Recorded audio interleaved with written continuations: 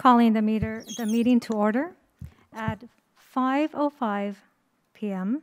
Welcome to the El Monte City School District's Board of Education meeting today, February 15th, 2022. We hope that everyone had a wonderful weekend. We know that it was a weekend of celebrations of a beautiful holiday, and hoping that everyone enjoyed the celebrations and in company of your families safely. So with that, we'll continue and move on to roll call, beginning with Ms. Mendez. Present. Mrs. Rivas. Present. Mr. Segrist. Present. Mrs. Cobian is absent today, and with us, present. And now we will continue with our flag salute, and we will have Mr. Segrist leading on our flag salute today. Everyone, please stand. Right hand over your heart. If you're a veteran, you may salute with a hand salute. Ready? Begin.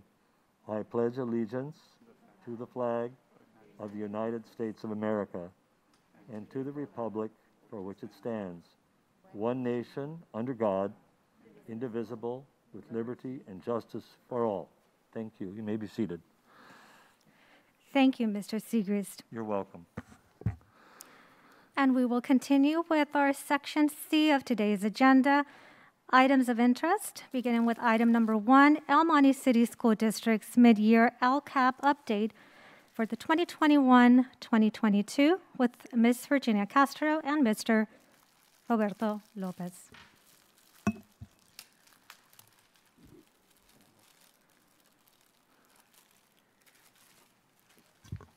Thank you, President Redas.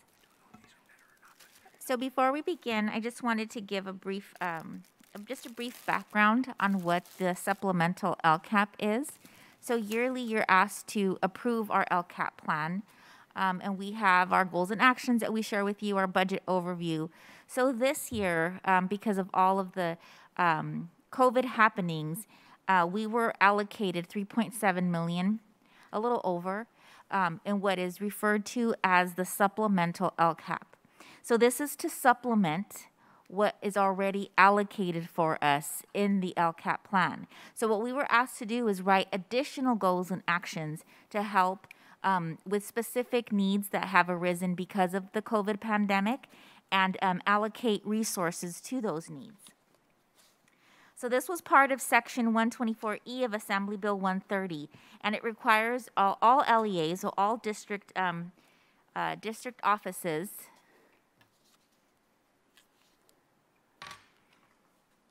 to present an update on our annual Lcap budget overview for parents before February 28th, and also the supplemental annual update and the supplemental plan for the Lcap. So today we're going to be sharing what we're planning on doing with the $3.7 million, giving you an overview of some of the goals and actions that are already written and allocated in the Lcap, and some data and actions that we've identified.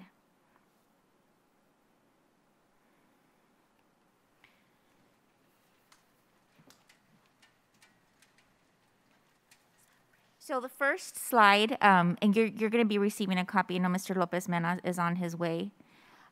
So when we first adopted the Lcap and the budget, the state budget was not complete.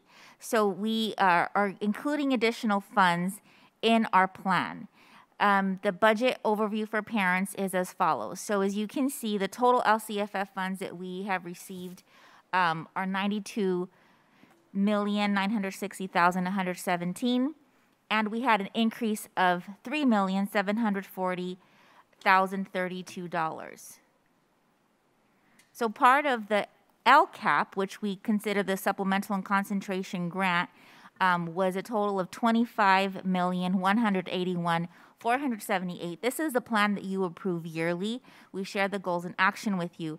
So the increase was in addition to what's already been allocated in the Lcap plan. It's working. Yeah. Oh, okay. Did you just click it? So the supplement has 5 prompts.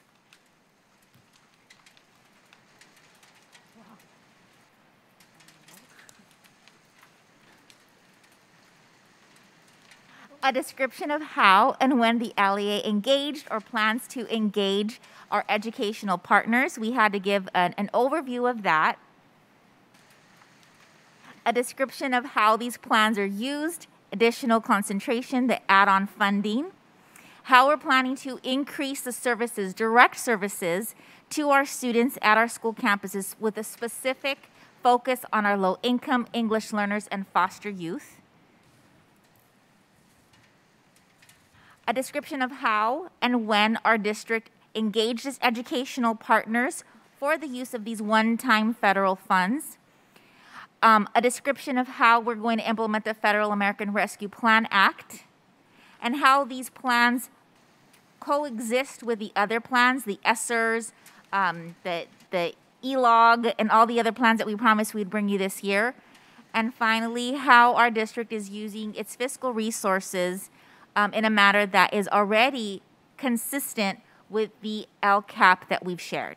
So I'm going to hand the presentation over to Mr. Lopez Mena, and he's going to continue. Thank you, Ms. Castro. Good evening. It's raining outside. It's hailing.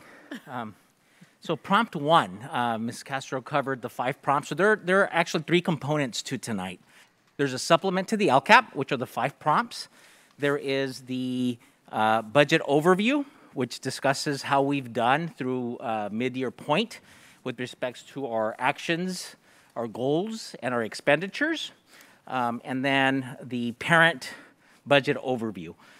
Those are the 3 components we'll be sharing with you tonight. So prompt 1, as Ms. Castro indicated earlier, asks about engagement with our educational partners, previously known as stakeholders. So this past November, California Department of Education changed that term from stakeholders to educational partners. And so they want to know, how is the Monte City School District engaging all of our educational partners?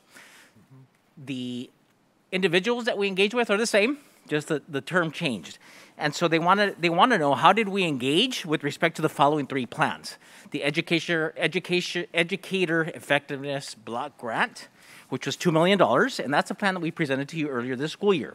We also have the Expanded Learning Opportunities Program, which is still being developed, and also the Pre-K Planning and Implementation Grant, which is also being developed as well. So they want to know, how do we engage? And in short, we engage like we always have through the same process similar to the Lcap, where we meet with different stakeholders, our key communicators, we meet with our unions, we meet with administrators, we send out surveys, and this is how we do business in the Monte City School District, to not only seek feedback, but also based on that feedback, make changes that are instrumental in our plans. Prompt 2 speaks to the additional concentration monies that we received. These monies are critical in that they have to be used for direct services to students. And so what you'll see here are 3 areas that we plan to do that in. So hire additional teachers to personalize small group instruction. We also are using additional funds to hire hopefully an additional 8 counselors. There's no greater time or need than now with respect to mental health. And so this is a critical area for us. And then finally, we want to continue our enrichment process and hire additional teachers that we're calling enrichment teachers that can help support areas like STEM, physical education, and the arts.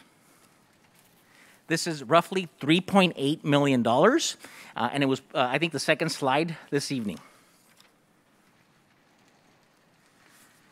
Prompt 3 speaks to educational partner engagement once again, but for the one-time funds or use of funds with respect to the ESSER. And so this plan came forth to you earlier this school year, and we use the same process. For this plan, we were able to use other plans to gather feedback, information, and direction to write this plan. And what you're going to see here is that not only did we use previous plans for that, but we also conducted specific surveys. So we did an all-open survey on the 27th of September. We then had a survey for CSCA, the Executive Board, on the 11th of October. We then consulted with the San Gabriel Valley SELPA, and that is our local agency with respect to special education. And then we also consulted with our EMETA Executive Board on October 14th. Prompt 4 is the implementation of the ESSER 3. So previously, prompt 3 is how did you engage and gather information to drive your planning, and prompt 4 is what are you using these monies for? And so this is a plan, as I mentioned earlier, that we had shared with you earlier in the school year. And just to recap, the 3 main areas are strategies for continuous and safe in-school learning, addressing impact of lost instructional time, which, by the way, the plan requires that a minimum of 20% of these funds be used for that, and then use of any additional remaining funds. Some of them were used for facilities, what have you. But that is a plan that was presented to you earlier this school year. And all of these are to mitigate the impacts of COVID-19. That brings us to prompt number 5. And this is using fiscal resources consistent with the Lcap. So here, what they want to know is all these millions of dollars you see listed there, 25 and change, how are you using that to support what you already have in place? How are you supplementing your Lcap and the other plans? And so a good example of that is our health services department. We have monies in the Lcap to hire and continue to support our schools with health services. But in addition to that, our ESSER plan, for example, allows us to expand on that. Especially now, because of COVID, we've had to resort to contracting services out to different agencies as a result of there being a shortage of the workforce. And so this gives us the flexibility and shows how we're using not only our Lcap, but the other funds that are coming our way to supplement and to continue to support the needs of our students and community.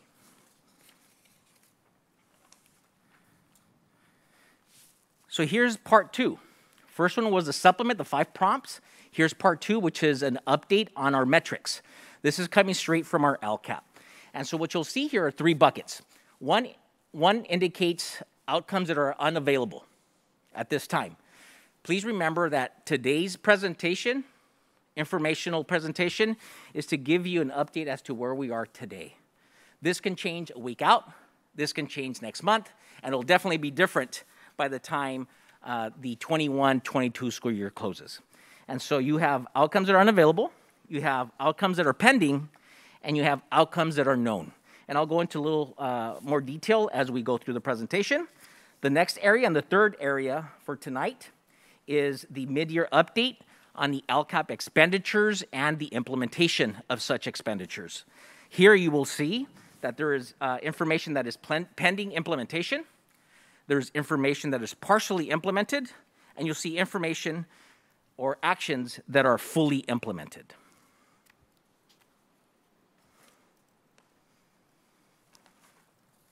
So for goal 1, our goal 1 is to increase student achievement. And here we're looking at growth and achievement being our center stone, right, of what we do in the Monte City School District. We're talking about the whole child and being able to support their needs, specifically our mission, our vision, and our core values and our goals need to address the growth of every student and their academic success as well.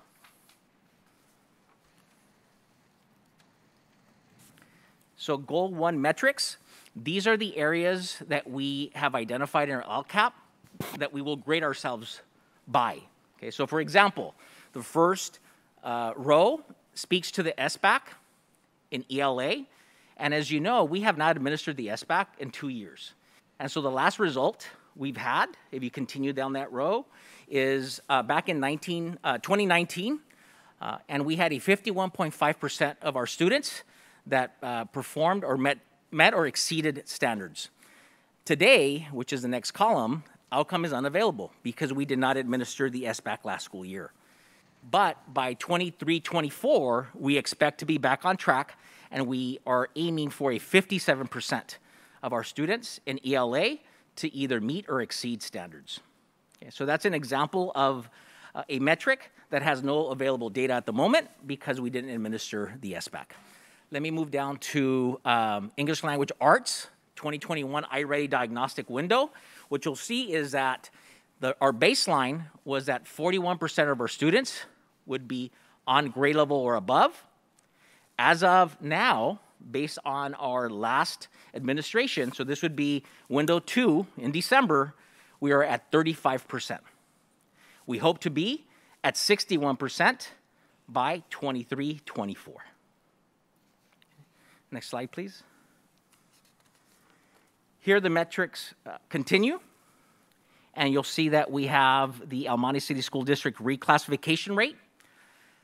In 2019-2020, we were at 10%. That was our baseline. Today, the end of December, we are at 7%, and we have another window this spring for reclassification. We definitely hope to meet or exceed where we were last year as our baseline, and our goal or target by 23-24 is to be at 16%. Next slide, please.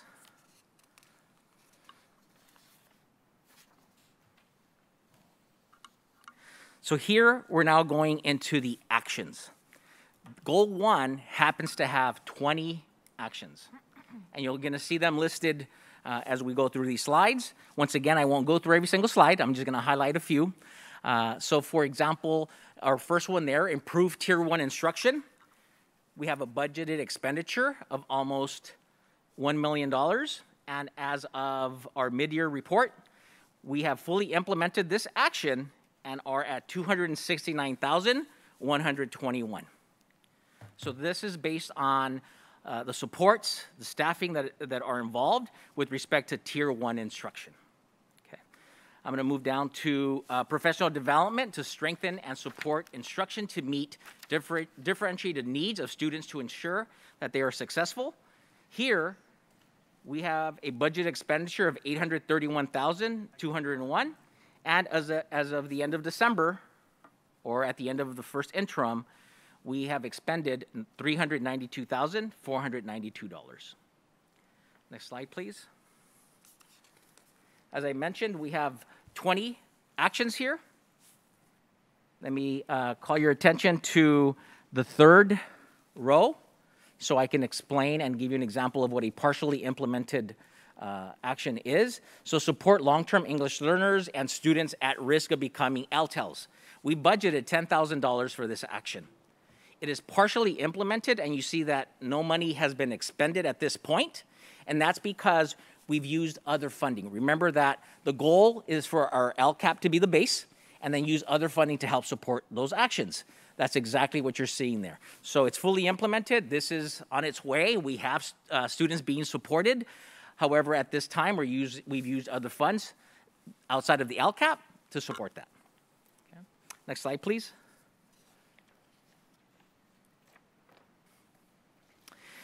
Let me call your attention to the third row once again, and this is provide supplemental intervention and instructional materials.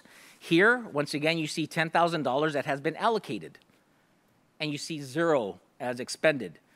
Here, we've also used other funds to help support and secure our SIPS program, which was intended to be used out of this account.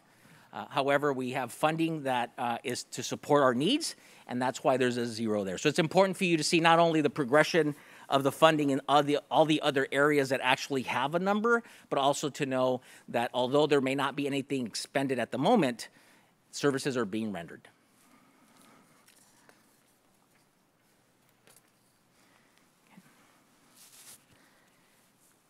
And this is our last one for, oh, it's not, 20. All right. Extended school year. I think I've lost myself here for a second. Just a second.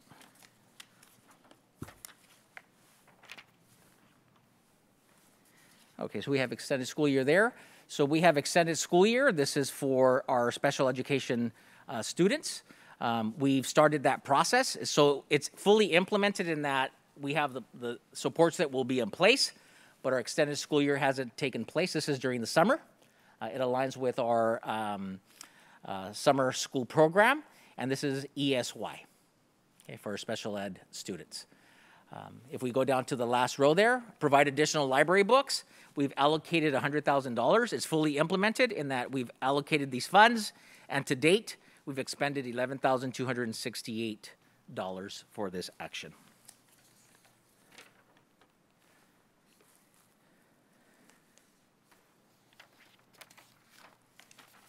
And this, I promise, is our last one for goal 1. So we have promote literacy. Here you're seeing that there is zero expenditure or monies expended to date. And this is pending implementation. What we're doing is we're looking at a final book selection that is still pending. And so you should see by the time we come back and report our outcomes for the year, you should see those dollars expended. Any questions regarding goal 1? I do have a question. Yes. It's one of the first that you highlighted. So it's the very first page of the grid that you've been showing us. For goal 1? Yeah, for goal Yes. 1, English language arts, the iReady diagnostic window 3. Yes, ma'am. Results. So did we just? What window are we in right now? Is really my question. So we just completed window 2. Okay. And in the spring, we'll have window 3. Okay. And so the way it's written is at the end of the year where we expect to be. But this presentation today is a dipstick. At this point in time, where are we? And that's why we're reporting on window 2 at this time. I figured it was like we're in progress. Yes, that's but correct. I wondered because of the, pretty significant Yes. difference there in percentages. That's correct. And our metric should be based on where we end at the end of the year. Right. Okay. Thank you. You're welcome.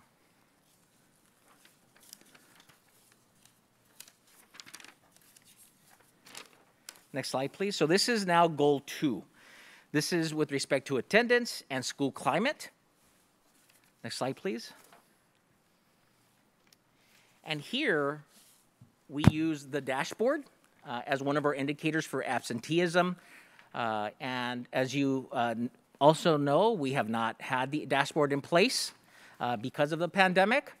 And so what we do have, though, is through DataQuest, we were able to pull some attendance numbers at this time. And we have an 8.8% identified as having chronic absences. And that is below the state average at this point. Where we would like to be in 23-24 is at 3%.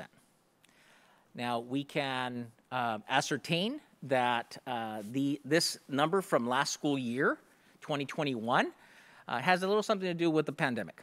And so it's important that we always take that lens into account as we look at all of these metrics, because some of them are as a result of things going on at home, things going on at school, and just things going on in the community as a whole as a result of whether we can be at school, whether we can measure these metrics or matrices or not.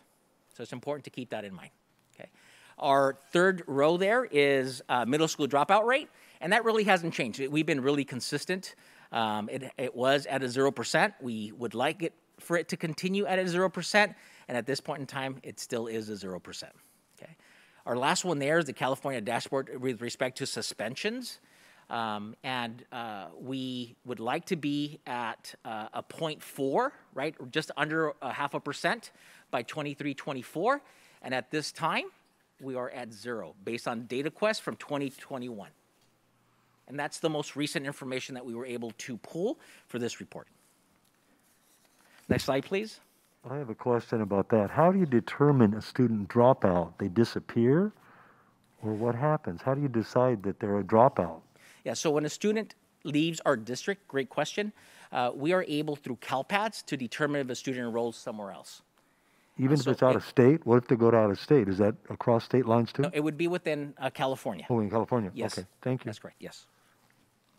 So we are able to ascertain whether a student enrolled or not, and through Child Find, we need to make sure that if we don't see activity, so when someone checks a student out, they usually let us know, we're going to X school, we're going to X district, and then we follow up by sending records, and we then can also follow up if we see that a student has not enrolled in another district with them, because through Child Find, if they're living in their area, now they're responsible to ensure that they engage with that family. But they could be homeschooled too, correct? That is correct, yes. Okay, thank you.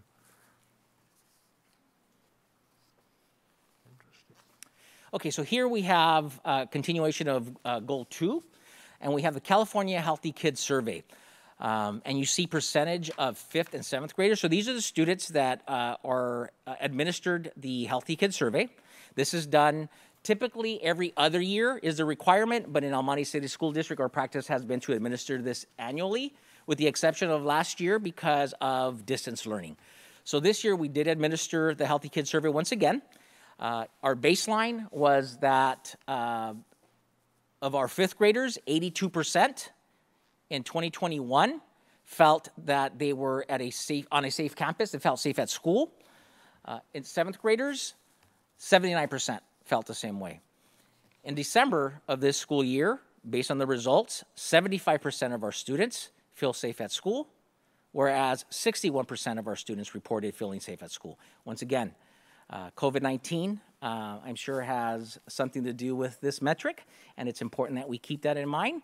But if we go to the next row, you'll see this is very interesting. Even though we're in a pandemic, even though kids are coming in and out of school, you'll see that for that metric, whether they feel connected and know that someone cares about them at school, you'll see that our baseline last year, 68% of our fifth graders indicated that they felt connected to school. In December, 72% of our students felt connected at the time of the administration. 61% of our seventh graders last year felt connected, and this December, 63. So we're seeing that progression in the right direction. Where we would like to be, we've actually met or exceeded our metric. And so when we rewrite this specific action in the spring, we need to increase those percentages because we've actually already met those. Okay. Next slide, please. Here we have the California School Staff Survey, which is still pending, but you can see what it's asking, and that's about staff feeling safe and connected at school. What you'll see is that our baseline of 2021, 94% of our staff felt safe at school, and our goal is to reach 95 by 23-24. Okay. We don't have current data at the time. That is still pending, and so is the parent survey. Our parent survey is actually administered paper pencil because we get a better return on that survey, and that's been the practice. So we're expecting over 4,000 surveys to be processed, and we'll have that data for you at a future meeting. Next slide, please.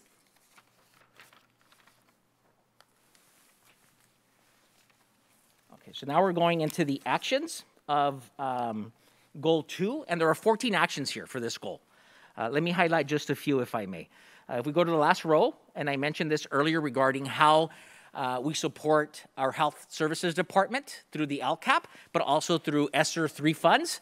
Here you'll see what I was referring to. We've allocated almost $2 million to help hire, retain, and support our health department.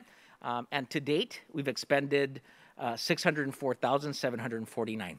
And we're also using ESSER funds to help contract services like LVNs or even registered nurses through our agencies. Next slide, please. I'd like to call your attention here to the first row, supplemental instructional support for students with short and long-term absences. Here we're talking about supporting through staff, and we've allocated 196, almost 197,000, and to date we've expended 41,000, almost $42,000. Okay. This last row here speaks to counselors, and if you recall earlier, I mentioned that one of the things that we're looking to do with our added concentration monies is to secure additional counselors. And so that's a way that we're going to support outside of the Lcap with concentration monies. Next slide, please. Last row here, the Jeff Seymour Family Center. We've allocated $19,474, and we've expended almost $10,000 to date. And once again, this is just a snapshot as to where we are at the moment. We expect to be fully expended on these expenditures by the end of the school year, if not really close, or you'll see a combination of different funds.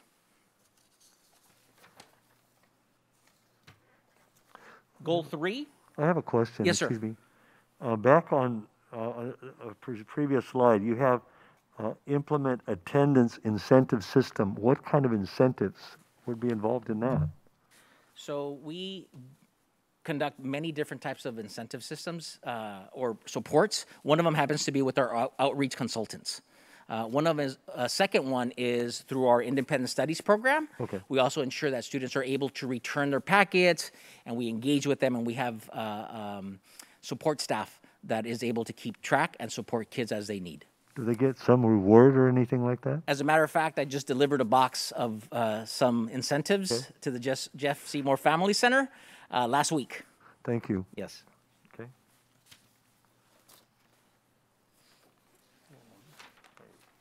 Goal 3. So this speaks to a strong school-to-home collaboration, which, as you know, is an important piece of who El Monte City School District is.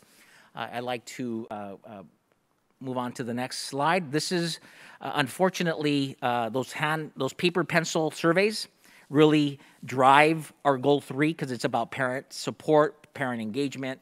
And so those results are still pending, and I hope to come back soon and provide you an update as to where we are on these metrics, because it really does take up the entire goal 3 metrics. But we can look at, you can take a look at those areas that this speaks to. For example, we talk about being able to support kids from home. We talk about parent training. We also speak to whether families feel connected to their school as well. And so I'd like to come back at some point and present not only the parent outcomes of our survey, but give you an update on our staff survey as well, and then cover any other areas with respect to our student survey. That is goal 3. They're all still pending. These are the actions, so I can definitely speak to those. We have 10 actions for goal 3. Let me touch on the 4th one here, which is provide parent square access.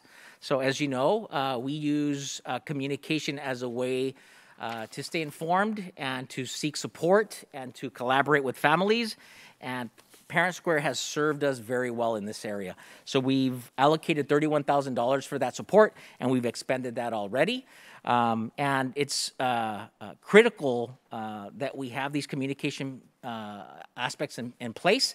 Just recently, we've communicated with our GATE students because of needing to postpone some sessions, but also with Saturday Learn Academy. And so one of the ways we do that is through Parent Square, and we keep families informed. So a very good tool to have. The last one there is provide learning at home focus workshops. So we're pending implementation of this because of topics and dates in which our district community liaison will be providing these supports to our families. Next slide, please. Okay, here you'll see, because this is parent-focused, family-focused, you'll see areas that are still pending, and that is with respect to topics, with respect to securing our contracts with our consultants, and I anticipate these opportunities for families to take place this spring. Last one here is actually something I'm really excited about, and glad to share with you how successful this has been. And this is the opportunity to provide Vietnamese and Chinese community liaisons in our district, which were of very high need. And Yudan and Ann are tremendous in the work they do. Not only are they available for any need we have with translating, but they're heavily involved with MTSS in that process. They attend our community liaison meetings, and they also attend evening and weekend functions as well. And it's a great way to reach out to our community.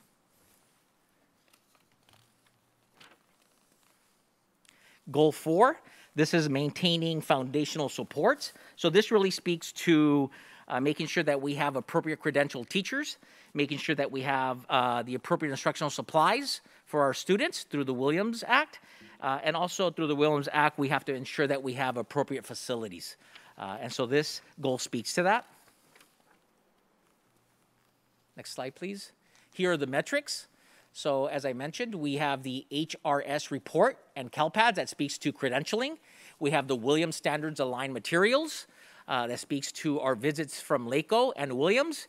And then we also have our facilities repair process. Williams also is involved in that process as well. So these are our metrics for goal 4. Next slide, please.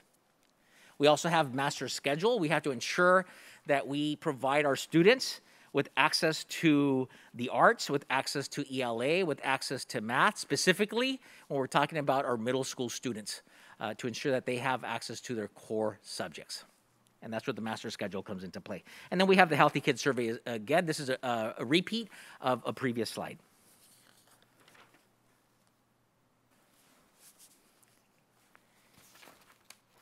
Here we have another action with respect to attracting quality certificated staff. We've invested $32 million plus in that area, and we've expended just north of $11 million. Next slide, please.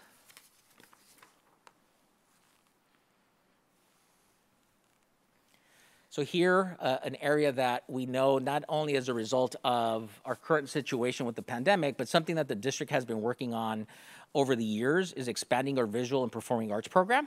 And you can see a sizable investment in that of $1.7 million. And to date, we've expended, even though we're in a pandemic, $525,402 in that area.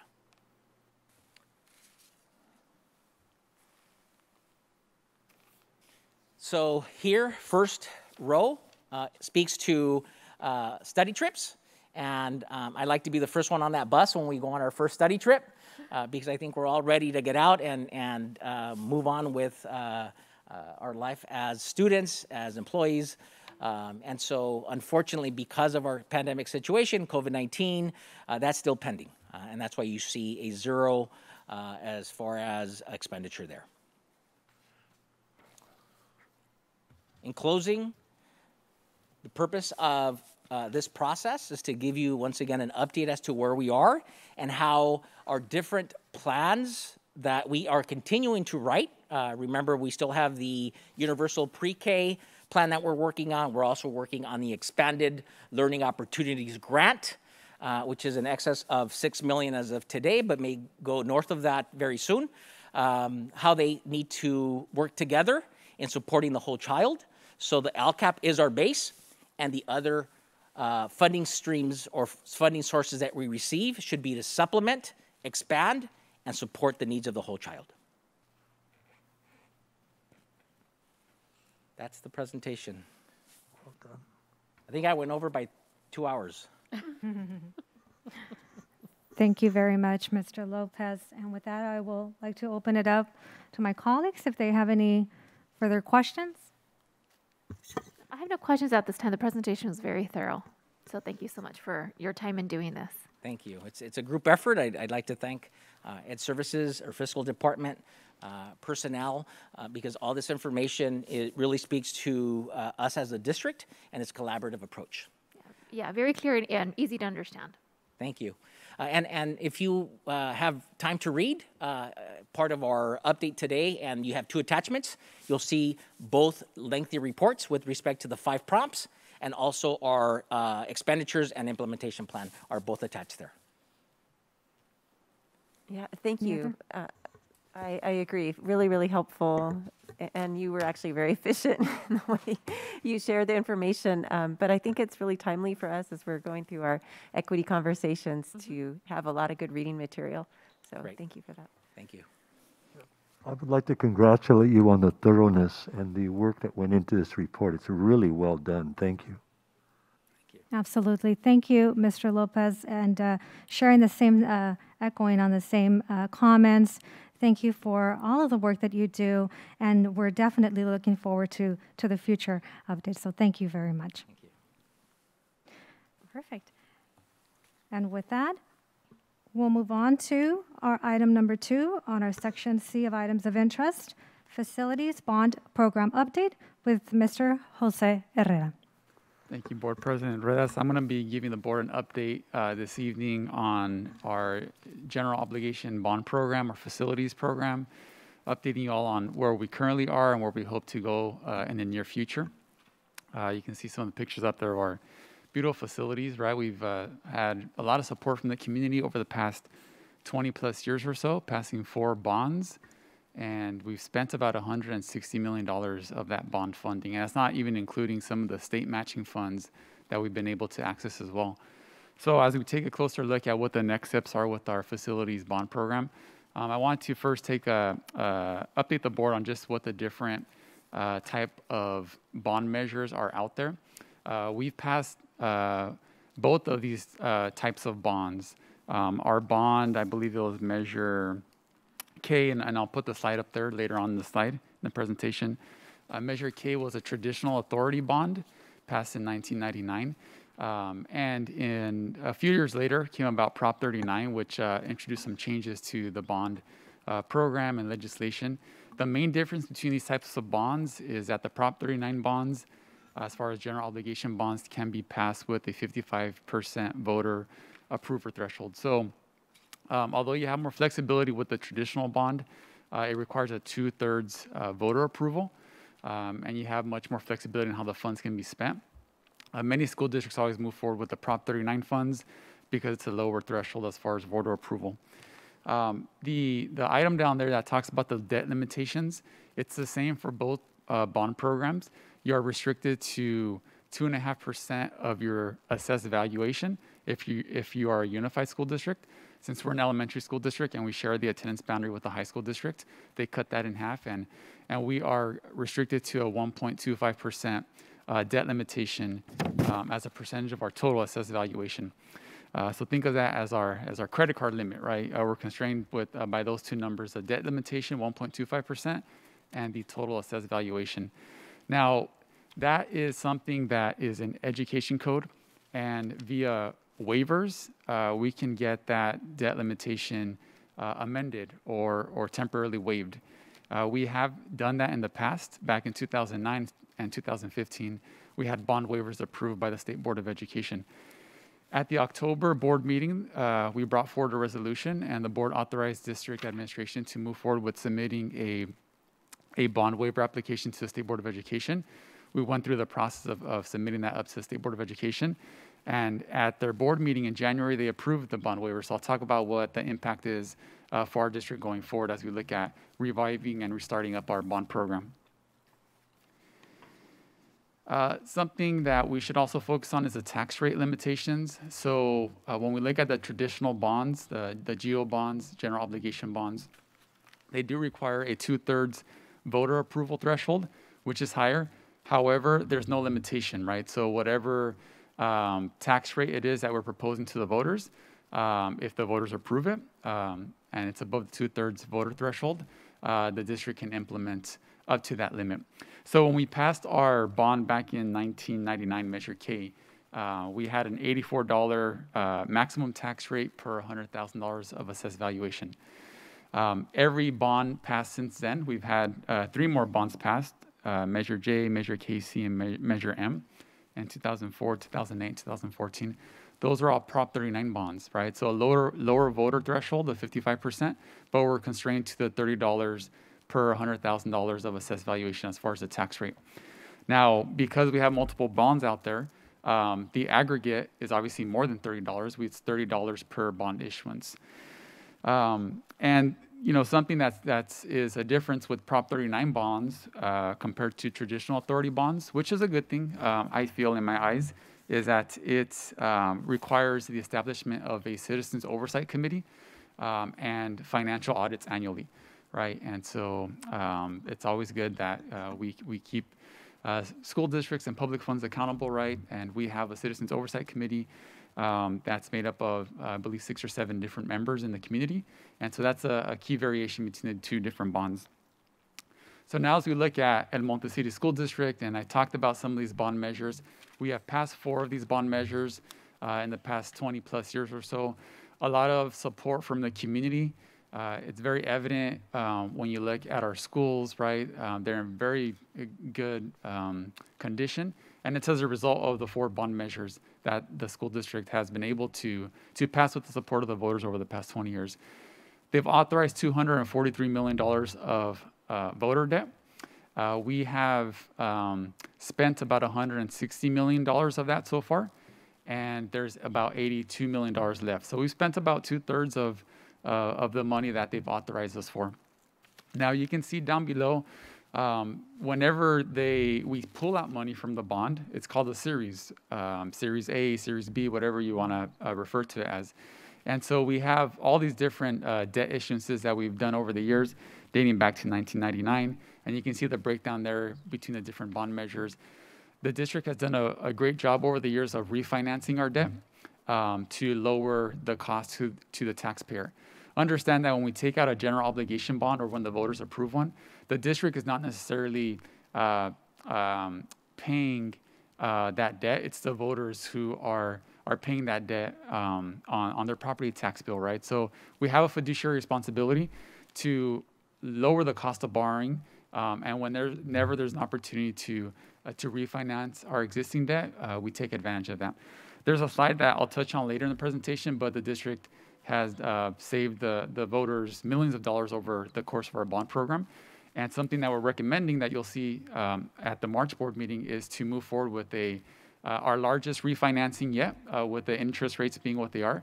It would be a $28 million refinance that would save the voters about $1.5 million. So I'll touch on that a little bit later in the presentation. And for your reference, you can see there the approval percentage, the 4 bond measures that we've passed over the past 20 years or so. And you can see the voter approval percentage there, right? So we've had a couple in the 75, 76% range, and the last 2 bonds were in the 72, 67% range. Now, there are different type of bond securities out there available for school project financing. It's one thing to get the bonds approved, and then there's different mechanisms on how we actually go about issuing that debt. Current interest bonds are the most common. They function very similarly to a mortgage, right? You take out a loan, you pay interest every month or every so often with a combination of principal. The first few payments are a lot of interest, a little bit of principal, and as you get towards the end of the repayment cycle, you have a lot of principal payments and a smaller amount of interest, right? So those are always what's best for the voters as far as the taxpayers. That keeps the cost of borrowing low. You have capital appreciation bonds, which are securities that defer the payment of interest. The principal. So it's almost like you start with interest-only payments and you have a balloon payment towards the end, right? Sometimes school districts utilize that, but it does increase the cost of borrowing to your voters. And then lastly is the bond anticipation notes. Think of that as a loan where you almost take a cash advance in anticipation of an upcoming bond issuance. So this facility actually was constructed utilizing a bond anticipation note. We took out a bond anticipation note in the amount of $10 million back in the spring of 2018. And bond anticipation notes cannot run more than 5 years. And so we have to pay back that bond anticipation note in the spring of 2023. And we will do that by issuing more debt from our existing bond. It's a way to access funds more quickly because we know that there's a cost of inflation, and construction rises by the minute, by the day, it seems like.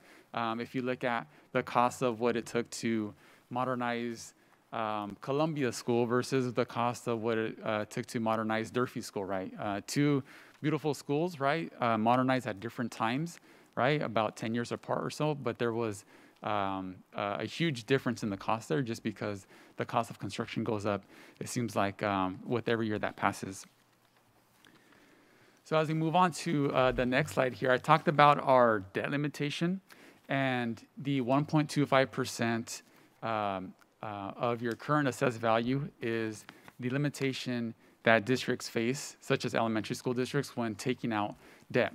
That's what we're restricted to. We submitted a waiver to the State Board of Education, and we're glad to report that they approved the waiver. All 3 of our bond measures, the waivers were approved, and we have a bonding capacity threshold that's been increased to now 1.93%.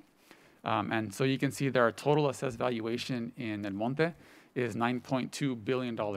So if you were to look up and add up all your residential and commercial properties in our attendance boundaries, the total assessed value, the taxable assessed value is $9.2 billion. And now that we have this new bonding capacity of 1.93% as opposed to 1.25%, you can see that we have about $72 million of remaining debt that we can access. And if you recall on the earlier slide, I presented that we have about $82 million of available authorized voter debt that we haven't accessed. Now, with any bond program, facilities program, you want to make sure that you have a steady program. So by no means are we recommending that we access, as much money as we can. Right now, we're going to have a steady program where we ease back into it. And our recommendation is to move forward with taking out initially $8.5 million in our first issuance. And then every year or two thereafter, we pull out additional bond funds as we develop our facilities master plan, which I'll talk about that later in the presentation. So this gives a breakdown of the district's remaining bonding capacity. As you can see there, it now stands at $177 million. We back out all of our existing debt, and that's our remaining capacity.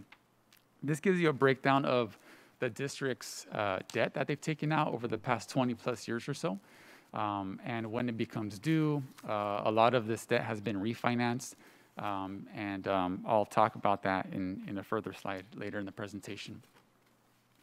As we look at our assessed valuation, it bounces around from year to year.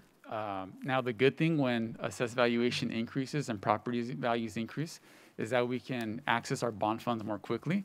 I guess you can say the bad thing about that, right, for the cost of living in the community does increase. So we've seen both sides of that story where it helps us as far as our bond program and being able to access the funds for our facility improvements more quickly.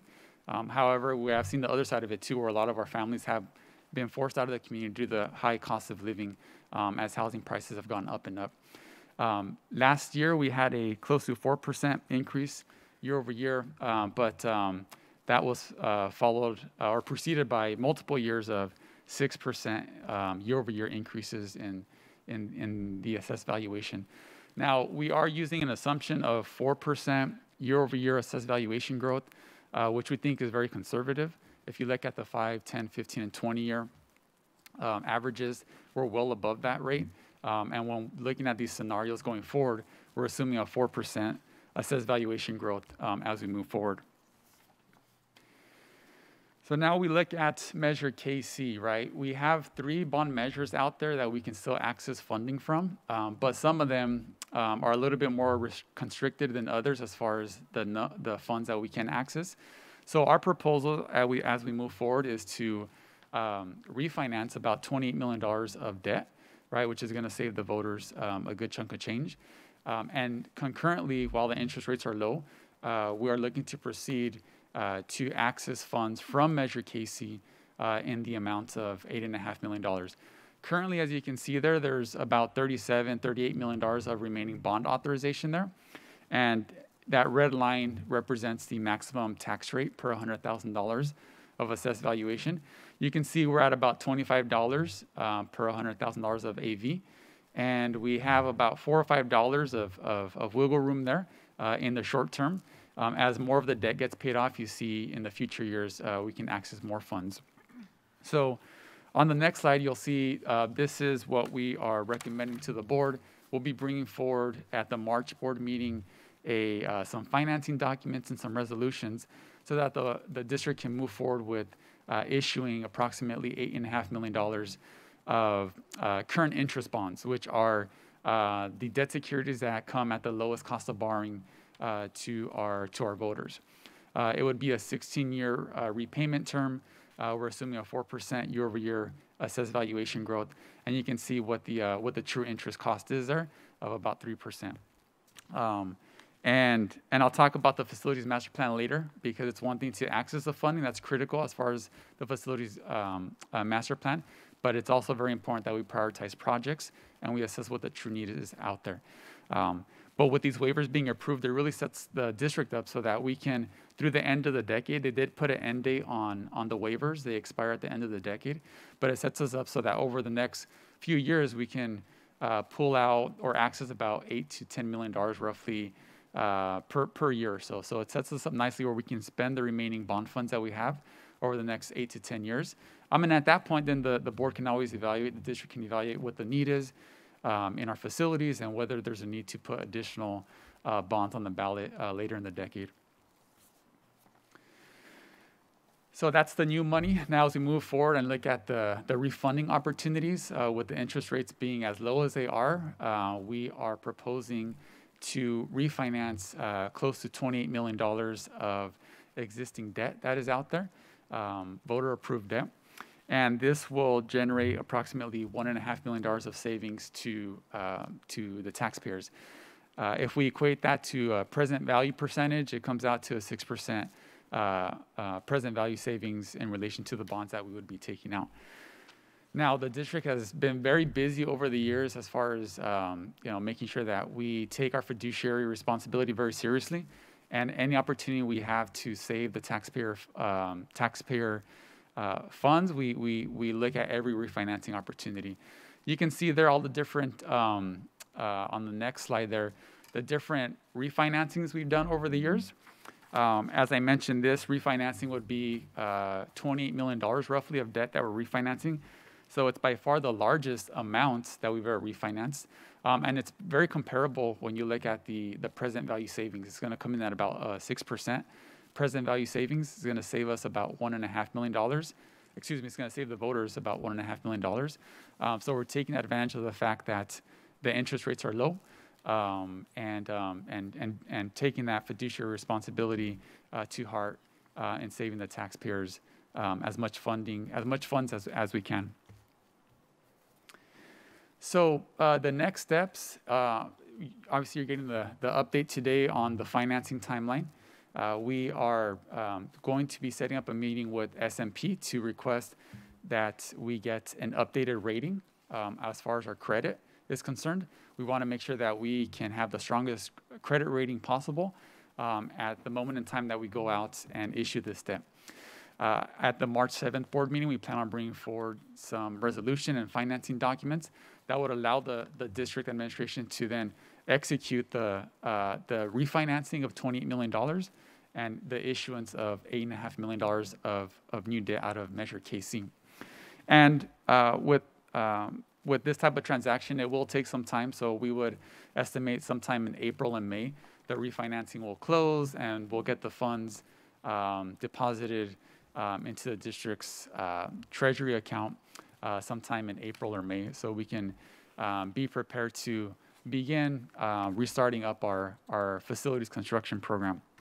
So I talked a lot about the funding part of it, but what we're most excited about is revisiting our facilities master plan. Our last master plan was updated back in July of 2008, and we've had a lot of building and modernization that has happened since then. The needs of our school community have changed significantly in the past 14 years or so.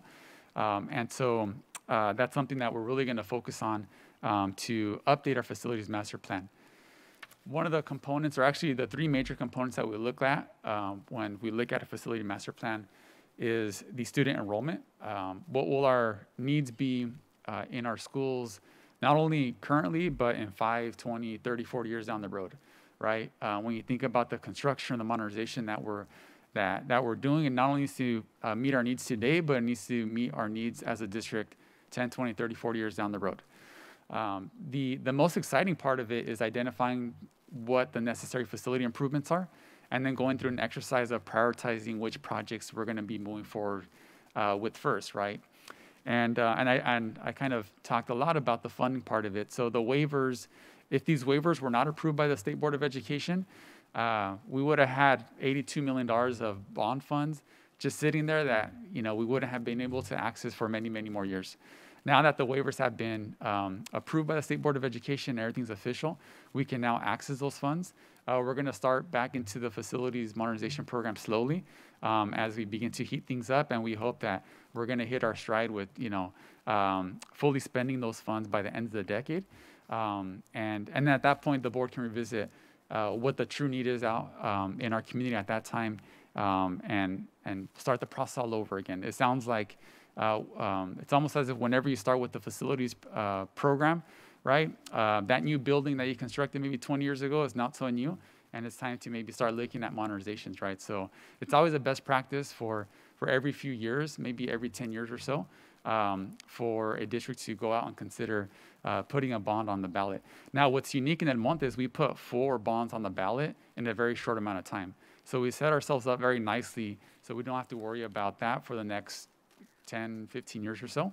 But nonetheless, we've done a good job of putting the funds to use as evidence in our schools.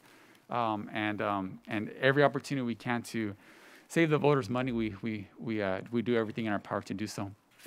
Now, when we talk about a facilities master plan, what's included in a facilities master plan? Everything under the sun, right? What are the needs in our facilities, right? I put a plethora of different areas of interest in there. And we're going to be sure that we get a lot of broad input from various stakeholders, the board, the administration, our labor partners, our staff, our parents, our community, because we want to make sure that our facilities meet the needs of those that will be utilizing them, right? And with so many changes coming about, right, with the expansion of kindergarten for all 4-year-olds and things like that, I mean, and with the pandemic and technology in the classroom, what does a modernized classroom look like? Now is the right time for us to really look at updating our facilities master plan before we start spending those bond dollars that we're going to be accessing in the next month or two. So the next steps at the March 7th board meeting, we'll be bringing forward some financing documents and resolutions that will authorize the board or the district to move forward with refinancing $28 million of debt, which will save the voters about $1.5 million of dollars. And at the same time, also issuing $8 to $8.5 million of new bond funds via Measure KC, via current interest bonds. Most importantly, though, we're going to be putting in a request for proposal out to get some architects, consultants engaged in the process to assist us in developing a facilities master plan. And as part of that facilities master plan, like I said, we're going to solicit broad input from all stakeholders so that we make sure that it's reflective of what the needs are in our school community and make sure that we have a very comprehensive plan. Now, the fun and exciting part of it is at the end of this process, you know, the facilities master plan may say El Monte City School District has $200 million of needs out there, or whatever the number is. Well, we only have $80 million of bond funds available, right? So at that point, you go through the process of prioritizing which projects get initiated first and what that timeline looks like. And so that's exciting, and we'll develop a budget and identify which projects we feel should move forward quickly. The process will take a couple months. We want to make sure that we spend a lot of time getting a lot of in the planning phase of it, right? So that when we do initiate the projects, we can just hit the ground running, right? What we don't want to be doing is modernizing a facility, and while the walls are open, making up our mind, oh, let's run some cabling, or let's do this, or let's do that, right? So we want to make sure that we spend a lot of time on the front end planning, right? What it is we want our facilities to look like, so that when we initiate these projects, a lot of that design and planning has been done in advance, and we can just bid out the projects and move quickly on them. Now, the community outreach will be very important as well. We want to make sure that we keep our public well aware of the need to modernize our school facilities and the plans and actions that we have going forward. So that also, it serves two purposes, right? They're the ones that authorize the funds for us. They're the ones that are paying the debt, so they need to be aware of it, right? We need to show that we're good stewards of the funds, and also we build the trust with them so that in the future, down the road, 5, 10, 15 years from now, if the board decides to put another bond on the ballot, right, the community is well aware of what we've done with the funds, right? Sometimes they may not see when we, run plumbing underground or put a new roof on the facility, right? They may see a new building that's constructed, and that's something they're aware of, but we got to make sure that we always keep them apprised of all the dollars that we're spending, because sometimes those dollars are underground.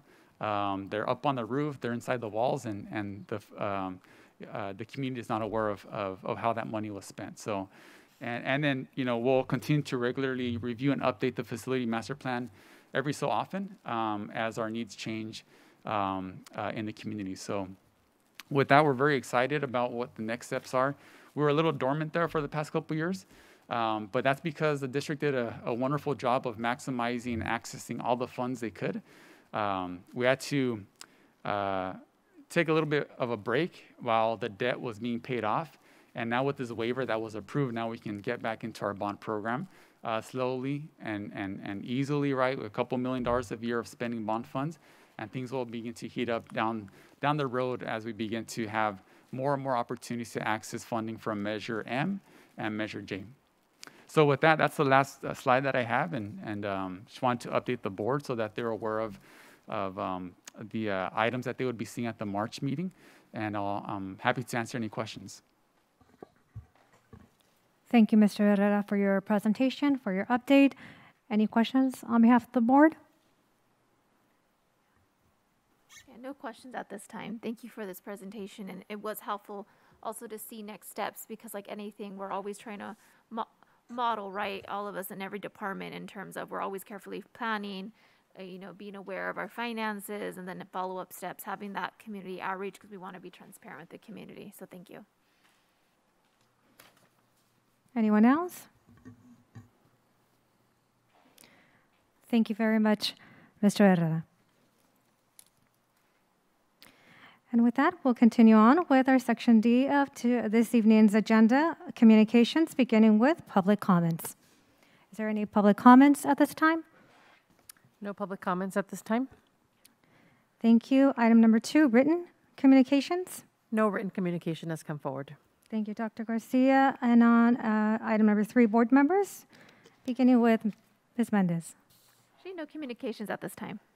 Thank you, Ms. Mendez. Mrs. Rivas? Nothing at this time. Thank you, Mrs. Rivas. Mr. Segrist? Yes.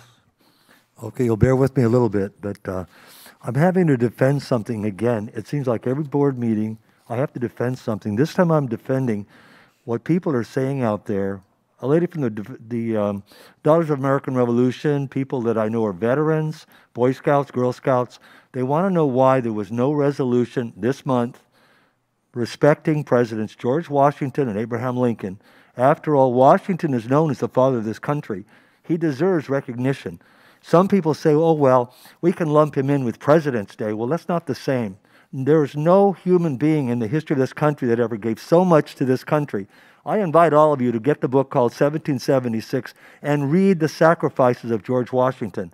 So anyway, what message are we sending to our kids? These presidents don't count. George Washington doesn't matter. Abraham Lincoln doesn't. He kept the country together. That's one area. Here's another one. March again, without even one single word coming up mentioning Irish American Heritage Month. A reminder, 20 U.S. presidents were Irish Americans. They built the railroads along with the Chinese. They fought in the Union Army and the Confederate Army.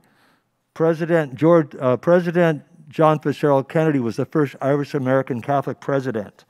Father McGinty came to El Monte to build Nativity Church. Nuns, Irish nuns, came from Ireland and Northern Ireland to come and build Nativity School. There's a heritage of Irish in this country. How many of you have ever heard of Eamon de Valera, the first president of Ireland, born and raised in New York, an Irish American? It's time to recognize all ethnicities. Unfortunately, we have people looking at us saying, you only respect 4 ethnicities, and you say, you believe in diversity? Well, diversity is more than 4. I'm sorry, people, but 4 ethnicities is not enough. We have to do more than that.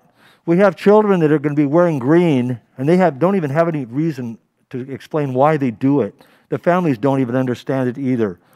Okay, the third point, I'll be done in just a second. We are really losing talent for our kids. And I'll put the mask back if you can hear me. We have retired teachers, totally certificated, who want to go back into our classrooms and help with our kids, especially now. Remember, we have children, and as Liz Mendez always talks about, the impact on these kids of COVID. We have people that will go back into the classroom as volunteers. They're not going to even charge anything.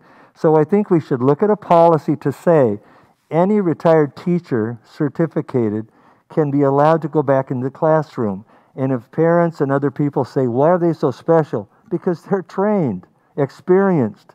So we're losing people that are ready to go back and help in the classroom. So I will end with that. Let's look at a policy to say, if you're going to go back into the classroom as a retired teacher, fine, please come and do it. Thank you. Thank you, Mr. Segrist. As for me, I attended the Cal Poly Pomona Department of Educational Leadership with Dr. Robin Avelad, an amazing presentation and meeting. As we know here on the board, Dr. Robin Avelad happens to be the author of Shattering Inequities, which has been very key and instrumental to our discussion as we are in having this equity conversations. She presented on issues of equity and social justice specifically from research to advocacy and action. So that really was what she highlighted on that during that presentation, actions, right? For equity and excellence. Specific highlights during that presentation were we know that in school district we acknowledge equity, right? Those inequities that may exist, but the key questions there during that presentation were what are we doing about it, right? What are we going to do next? So these were very special and key questions. She definitely was a motivation to be people of action, right? If we're looking, if we're seeing anything, to definitely be a person of action. Other highlights during that presentations were the practices of school districts, beliefs, ideas, including some choke points, but more from this specific meeting during our upcoming equity subcommittee conversation that we'll be having soon, and during our equity conversation next month with Mrs. Nicole Anderson. Also, I shared with Dr. Garcia a specific toolkit on managing wellness. We know that these are trying times and have been for all of us. So the MAEC, an education nonprofit organization, put together this specific toolkit on how to manage wellness with specific strategies to manage mental wellness at a personal level and at a context of school. It also brings forward methods to assist families and with their well-being and learning. So I definitely hope that Dr. Garcia, I know that she'll share that with you all. And that is it for me. Moving on. So now we'll move on to our Section E of this evening's agenda, closed session, with item concerning labor negotiations discussed pursuant to Government Code 54957.6. Thank you. Okay, and now we will resume our open meeting. So during closed session, we discussed item concerning labor negotiations pursuant to Government Code 54957.6. No action was taken. Now for our Section G, public hearing. Item number 1, hearing and adoption of district's initial proposal to reopen negotiations with CSCA and its Chapter 10 for the 2021-22 school year. The Educational Employment Relations Act, EERA, specifically Government Code Section 3547, requires that all initial proposals of the exclusive representative and the district which relate to matters within the scope of representation be presented at a public meeting of the governing board.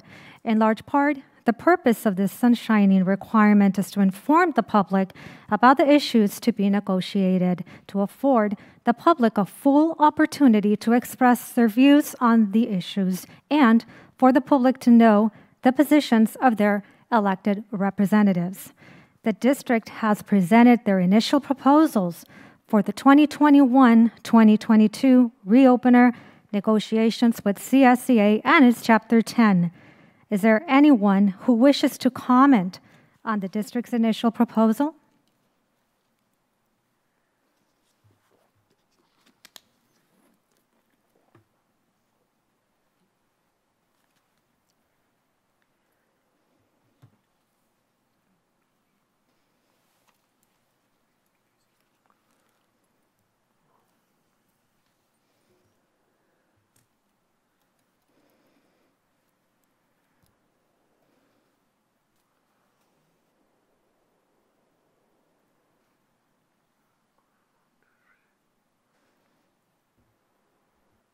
Hearing none, Is there a motion to adopt the district's initial proposal for negotiations with CSEA and its Chapter 10?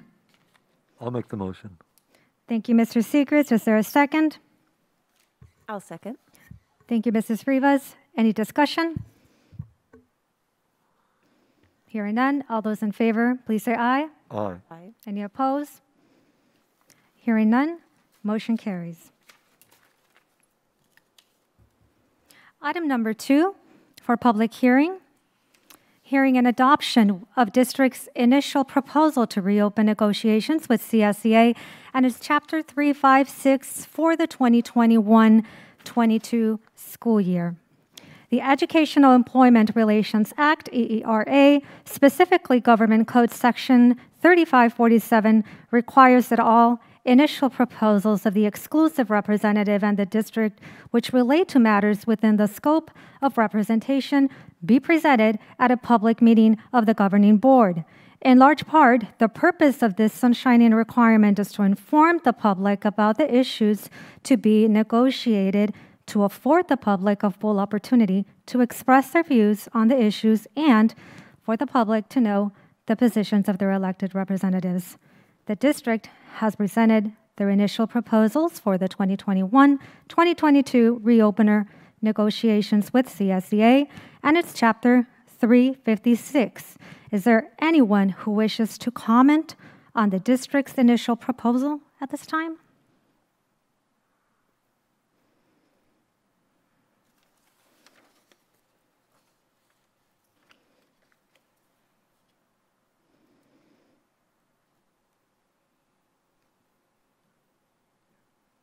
Okay, hearing none, is there a motion to adopt the district's initial proposal for negotiations with CSEA and its Chapter 356? I'll make the motion. Thank you, Ms. Mendez. Is there a second? I'll second. Thank you, Mrs. Rivas. Any discussion? All those in favor, please say aye. Aye. Aye. Any opposed? Hearing none, motion carries.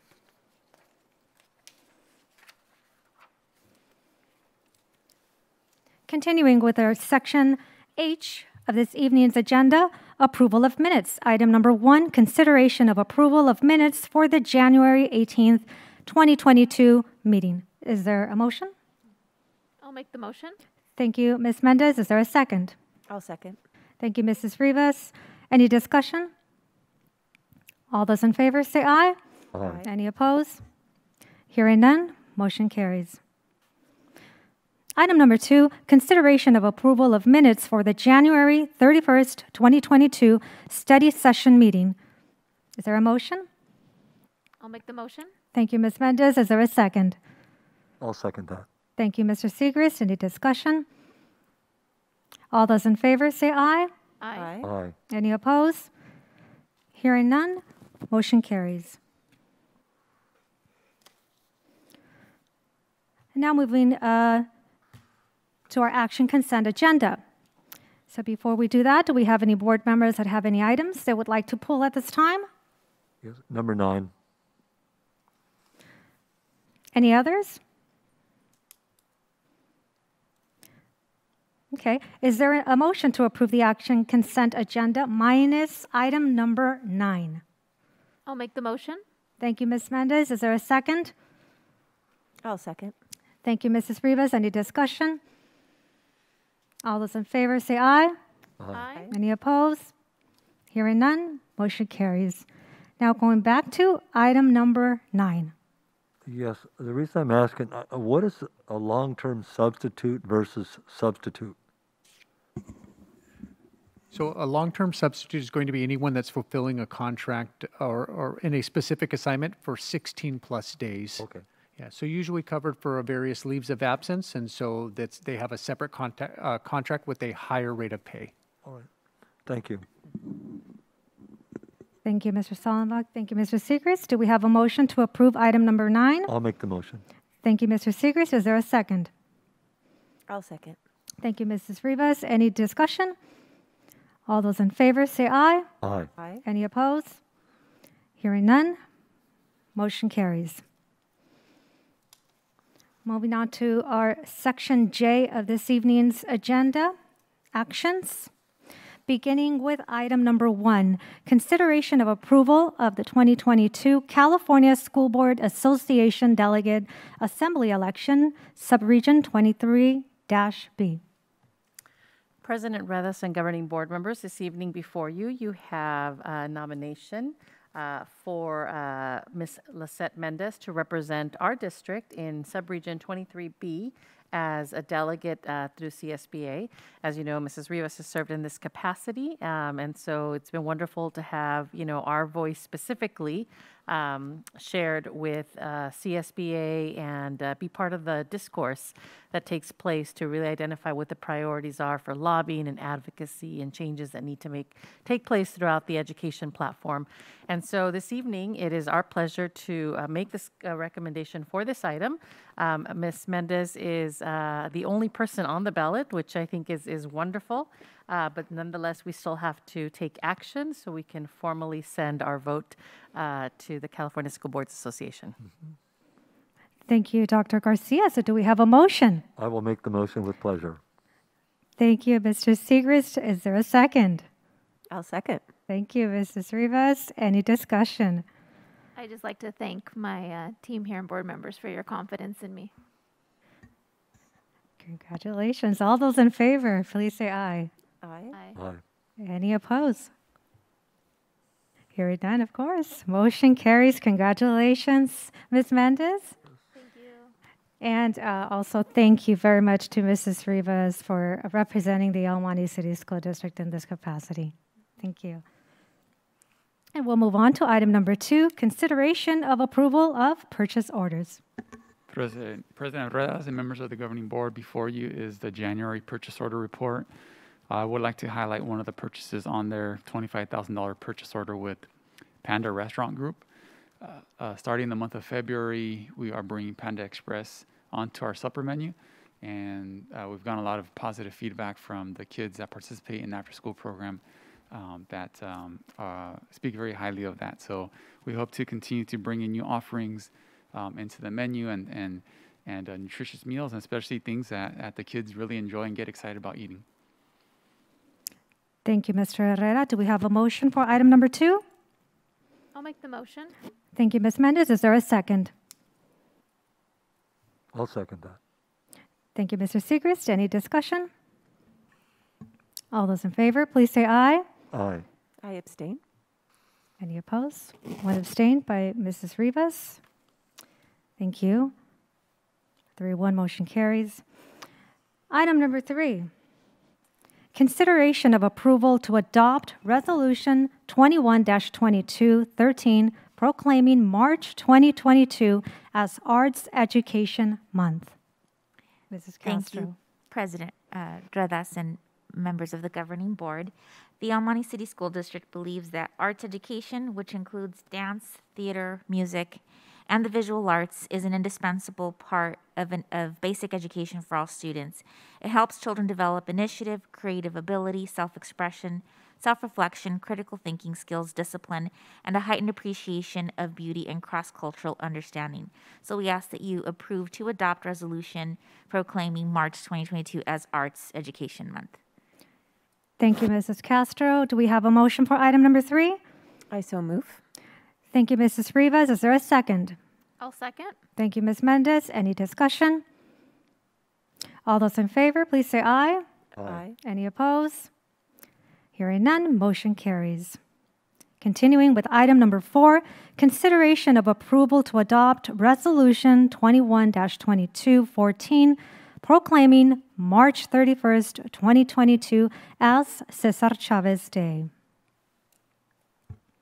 Thank you, President Redas and members of the governing board. Cesar Chavez Day is intended to honor the life and work of Cesar Chavez, who was recognized as a leader who fought injustice and created a coalition of civil rights that was unprecedented in California's history.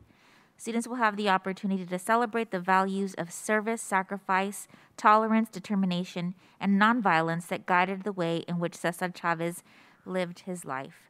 So we ask that you approve to adopt resolution proclaiming March 31st, 2022 as Cesar Chavez Day. Thank you, Mrs. Castro. Do we have a motion for item number 4? I move to approve item 4. Thank you, Mrs. Rivas. Do we have a second? I will second. Go ahead. Ms. Mendez, thank you for the second. Any discussion? Yes, I'm proud to say that we recognize his service in the United States Navy. Thank you for putting that in there. Thank you, Mr. Segrist. All those in favor, please say aye. Aye. Aye. Any opposed? Hearing none, motion carries. Continuing with item number 5, consideration of approval to adopt Resolution 21-2215 proclaiming March 21st, 2022 as International Day. Mrs. Castro. Thank you, President Rivas. Members of the Governing Board, the El Monte City School District houses children from all over the world who identify as different races, ethnicities, and belong to different cultures. To honor and celebrate and empower each unique ethnic group, we honor different cultures and nationalities on International Day, where we promote peace, tolerance, respect for national sovereignty, and the protection and promotion of all nationalities. Thank you, Ms. Castro. Do we have a motion for item number 5? I move to approve item 5. Thank you, Mrs. Rivas. Is there a second? I will second. Thank you, Ms. Mendez. Any discussion? All those in favor, please say aye. Aye. Any opposed? Hearing none, motion carries. Item number 6, consideration of approval to adopt Resolution 21-2216 proclaiming March 2nd, 2022 as Read Across America Day. Ms. Castro. Thank you, President Ruedas. Read Across America Day is a national celebration which promotes reading and adult involvement in the education of our community and students. Reading broadens our perspective and introduces us to new worlds, languages, and cultures, and cultivates our sense of empathy for other people's experiences and celebrates the joy of reading to all children. So we ask the board approve and adopt resolution proclaiming March 2nd as Read Across America Day. Thank you, Ms. Castro. Do we have a motion for item number 6? I'll make the motion. Thank you, Mr. Segrist. Is there a second? I'll second. Thank you, Mrs. Rivas. Any discussion? Yes, I think we're at a crisis in this country when people are saying we should pull certain books from the curriculum. Little House on the Prairie, they want to take that out. They want to take Dr. Seuss out. Some of the universities are removing Shakespeare, which I don't understand why, but so really be careful when you start removing books. For example, one of the most famous ones was Huckleberry Finn, and Ernest Hemingway said it's the greatest American novel ever written.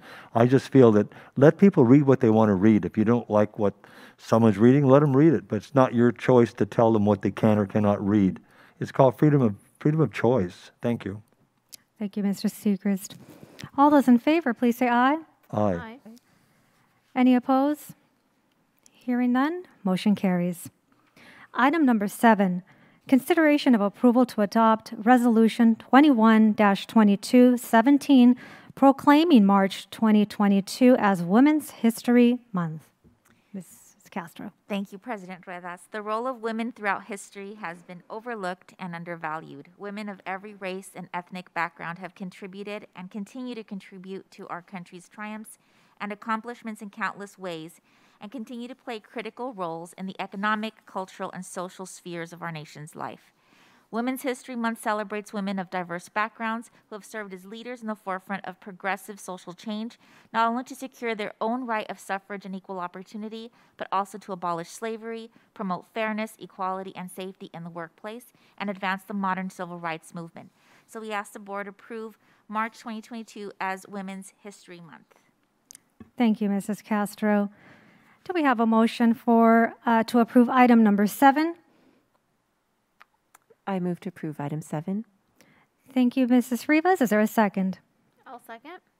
Thank you, Ms. Mendez. Any discussion? Yes, to add something that has been definitely proven that had women not entered the labor market, the labor force in World War II, we would have lost World War II. My grandmother worked in a steel plant. My mother was a parachute packer, and my aunt was a Rosie the Riveter in Lockheed during the war. So those women made this country succeed against it looked like we were not going to win the war, but the women did it. So God bless them all for that. Thank you. Thank you, Mr. Segrist. All those in favor, please say aye. Aye. Aye. Any opposed? Hearing none, motion carries. Item number 8, consideration of approval of second reading of revised Board Policy 1312.3, Administrative Regulation 1312.3, and Exhibit 1312.3, Uniform Complaint Procedures. I move to approve this item. Is there a second? I'll second. Thank you, Ms. Mendez. Any discussion? All those in favor, please say aye. Aye. Aye. Any opposed? Hearing none, motion carries. Item number 9, consideration of approval of second reading of revised Administrative Regulation 3515.6, criminal background check for contractors. I move to approve this item. Is there a second? I'll second. Thank you, Mrs. Rivas. Any discussion? All those in favor, please say aye. Aye. Aye. Any opposed? Hearing none, motion carries. Item number 10, consideration of approval of second reading of revised Administrative Regulation AR 4217.3, Layoff, Rehire. I move to approve this item. Is there a second? I'll second that. Thank you, Mr. Segrist. Any discussion? All those in favor, please say aye. Aye. Any opposed? Hearing none, motion carries. Item number 11, consideration of approval of second reading of revised Administrative Regulation 5125, Student Records. I move to approve this item. Is there a second? I'll second. Thank you, Ms. Mendez. Any discussion? All those in favor say aye. Aye. Aye. Any opposed? Hearing none, motion carries. Item number 12, consideration of approval of second reading of revised Administrative Regulation 5145.3, Non-Discrimination Harassment. I move to approve this item. Is there a second? I'll second. Thank you, Mrs. Rivas. Any discussion? All those in favor say aye. Aye. Any opposed? Hearing none, motion carries. Item number 13, consideration of approval of second reading of revised Board Policy 5148 and Administrative Regulation 5148, Child Care and Development. I move to approve this item. Is there a second? I'll second. Thank you, Ms. Mendez. Any discussion? All those in favor say aye. Aye. Aye. Any opposed? Hearing none, motion carries. Item number 14, consideration of approval of second reading of revised Board Policy 5148.2 and Administrative Regulation 5148.2, before after school programs. I move to approve this item. Is there a second? I'll second that. Thank you, Mr. Segrist. Any discussion? All those in favor say aye. Aye. Aye. Any opposed? Hearing none, motion carries. Item number 15, consideration of approval of second reading of revised Board Policy 5148.3 and Administrative Regulation 5148.3, Preschool Early Childhood Education. I move to approve this item. Is there a second? I'll second.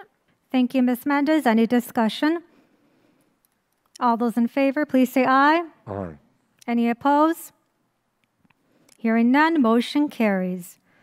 Item number 16, consideration of approval of second reading of revised Board Policy 6112 and Administrative Regulation 6112, School Day. I move to approve this item. Is there a second?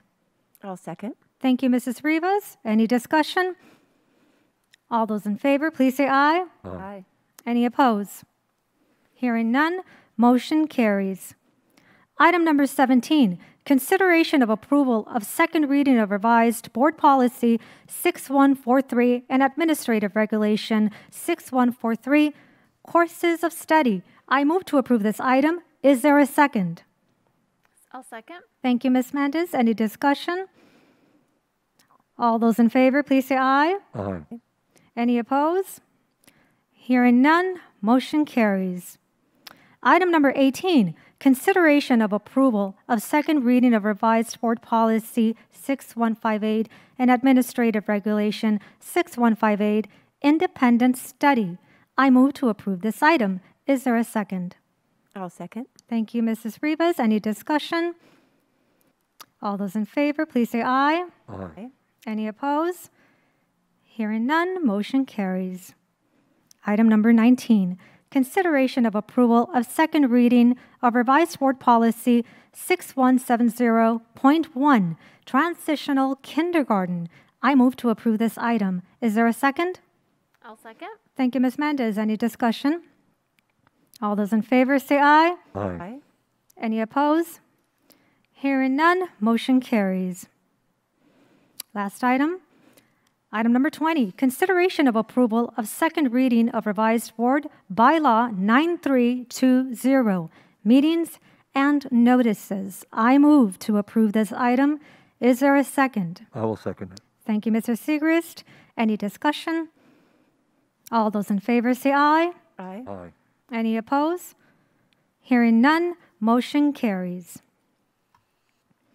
And now moving to our section K in this evening's agenda discussion session, beginning with item number 1, cabinet reports. I have nothing to report this time. Thank you, Mr. Herrera. Mrs. Castro. Nothing at this time. Thank you. Thank you, Mrs. Castro. Mr. Sollenbach. Well, it sounds like they are giving me all their time so I can expand, right? There you go. Nothing at this time. Thank you, Mr. Sollenbach. Dr. Garcia. Thank you, President Ruedas. I just want to acknowledge the work of the board. Staying up to date with these board policies is so important, and I know that it's a lot of reading and a lot of attention to detail, and I just want to acknowledge your time to making sure that these policies are always up to date. I actually didn't have too much to report, but this evening, just before the board meeting got started, we received an email from Los Angeles Department of Public Health and as well as the Department of Education letting us know that there is a change in the mask mandate for K-12 schools. And so we're going to be looking at that information and communicating with our school families any updates. Our approach continues to be the same. We're a little bit more conservative than not. And we believe that it's been the right approach for our school community. And we believe that, if we're going to make some changes, we want to be slow to get to those changes so that we're not going back and forth. So we understand that we're almost in this post-surge, winter surge for COVID cases. And I think that's really good news for just the community at large. We want to make sure that when we say that, we want to be able to take off our masks outdoors and indoors and remove barriers, it's the right time for our local school communities. So I'm going to ask our community to stay tuned as we continue to review this latest update and then work with our team here to make sure that our guidance is appropriate and at the same time that it's something that we can sustain through the course of the next few weeks and months as we end the school year in a few months. Thank you very much, Dr. Garcia. And now we'll move on to our item number 2 for discussion session, and that is CSBA Coast to Coast Federal Advocacy and a follow-up. I know that we all expressed much interest, and this is the first time CSBA is doing this Coast to Coast to DC advocacy, but we do have an update. Yes. Right? So at our last board meeting, we discussed the possibility of attending this federal advocacy group with CSBA. As of today, it is sold out. I was in contact with some folks over at CSBA. They actually planned for a small group, given in that it was an inaugural visit, an inaugural opportunity, and also knowing that there's some COVID restrictions. They wanted to keep, I think, this advocacy group to a small number. All that to say that, there is an opportunity for a wait list, but the way they will be selecting districts to come forward will be equal representation. They want to make sure that there's enough representation for all types of districts that represent California, rural, suburban, urban. So it's not to say that we get on a wait list and then that we would automatically be the next person in line if somebody were to drop out. I was able to connect with staff in terms of the issues that will be CSBA will be discussing with federal agencies and elected officials. There's going to be a focus on special education, focus on early childhood, on broadband access, mental health.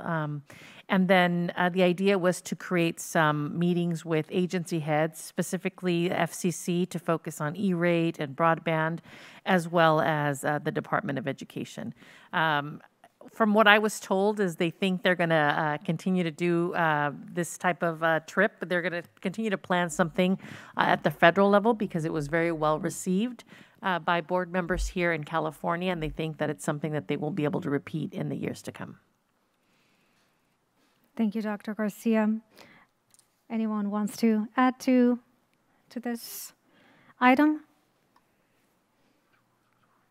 Are we taking vote on this, or what's the next step? Or are we just No, it was just an update. okay? Yeah, this is, as mentioned, this is the first time CSBA is doing this, so we really didn't know what their focus was as far as how many school districts, or just really how they wanted to narrow everything down. But and that is going to continue our conversation as we go on to item number 3. But no vote. Okay. So item number 3 is once again going on to CSBA. So we have another opportunity, right, for advocacy. And this time we have the virtual legislative week. As you know, this is an annual legislative action day that usually happens at the state capitol building. But this time around, and it happened last year because of the COVID-19 pandemic.